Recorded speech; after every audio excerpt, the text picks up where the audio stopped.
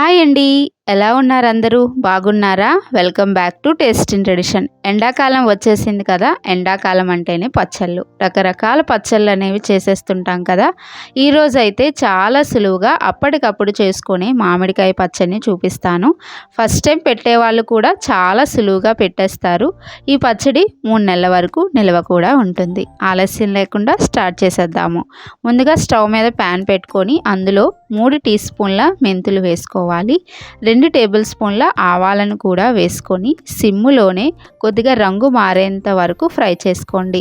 చూడండి, ఈ విధంగా రంగు మారింది కదా! ఇప్పుడైతే స్టవ్ అనేది ఆఫ్ చేసేసుకొని చల్లారనివ్వండి. ఇక్కడ నేను 2 పెద్ద సైజు మామిడికాయలను తీసుకున్నాను. అది కూడా కలెక్టర్ కాయలు తీసుకున్నాను. ఇవి సుమారుగా మనకి 1/2 కేజీ బరువు అయితే ఉంటాయి. నేను చూపిస్తున్న విధంగా చిన్న చిన్న ముక్కల కింద కట్ చేసుకోండి. ఇక్కడ మనం కారం ఆవకాయ పెట్టుకుంటున్నాం కాబట్టి కొద్దిగా పుల్లగా ఉన్న కాయలైతే పచ్చడి రుచి అనేది బాగుంటుంది. నాకైతే కలెక్టర్ కాయలు అందుబాటులో ఉన్నాయని కలెక్టర్ కాయలతో పచ్చడి అనేది మీకు చూపిస్తున్నాను. చూడండి, ఈ విధంగా ముక్కలని చిన్న చిన్న ముక్కల కింద కట్ చేసేసుకున్నాం కదా! ఇప్పుడు వీటిలో సగం ముక్కలని ఈ విధంగా మిక్సీ జార్లో వేసేసుకొని కొంచెం కచ్చాబచ్చాగా గ్రైండ్ చేసుకోండి.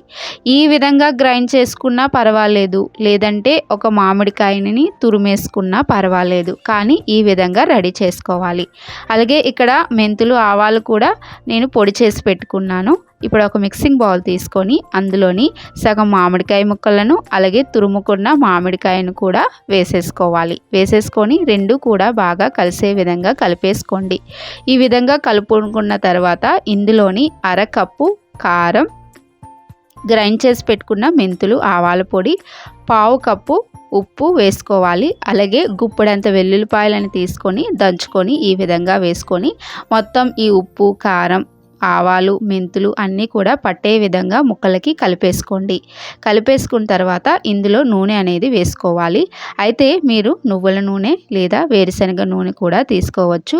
ఇప్పుడు మనం తీసుకున్న ముక్కలకి 1.5 కప్పు నూనె అనేది వేసుకోవాలి. స్టవ్ మీద ప్యాన్ పెట్టుకొని ఈ విధంగా నూనె అనేది వేడి చేసుకోవాలి. మరీ ఎక్కువగా పొగలు వచ్చేలా కాకుండా కొద్దిగా వేడెక్కితే సరిపోతుంది. అప్పుడు 1/2 టీ స్పూన్ వరకు ఇంగువ పొడి కూడా వేసేసుకొని స్టవ్ అనేది ఆపేసి ఆ నూనెని కొద్దిగా వేసుకుంటూ ఈ ముక్కల్లోని బాగా కలుపుకోవాలి.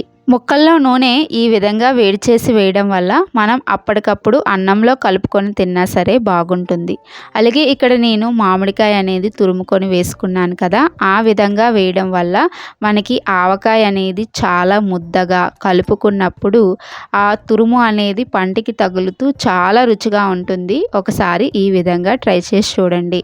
ఈ విధంగా మనం వీటన్నిటినీ కూడా బాగా కలిపేసుకున్నాం కదా! కలిపేసుకున్న తర్వాత మీరు అప్పటికప్పుడు తిందామనుకుంటే ఒక అరగంట సేపు పక్కన పెడితే మనకి ముక్కలు అనేవి కాస్త ఊరి ఆ ఉప్పు, కారం అనేది ముక్కలకి పడుతుంది.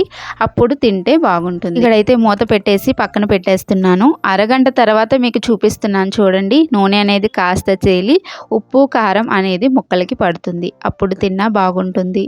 లేదంటే ఒక వారం రోజుల పాటు పక్కన పెట్టేసి తర్వాత తిన్నా సరే చాలా రుచిగా ఉంటుంది. మరి ఇంకెందుకండి ఆలస్యం, మీరు కూడా ట్రై చేసి మీకు ఏ విధంగా వచ్చిందో నాకు కామెంట్స్లో తెలియజేయండి. మీకు చూస్తేనే అర్థమవుతుంది కదా పచ్చడి అనేది ఎంత బాగా వచ్చిందో అని. 3 నెలల వరకు నిల్వ కూడా చేసుకోవచ్చు. మీకు ఈ వీడియో నచ్చితే తప్పకుండా లైక్ చేసి షేర్ చేయండి. Thanks for watching.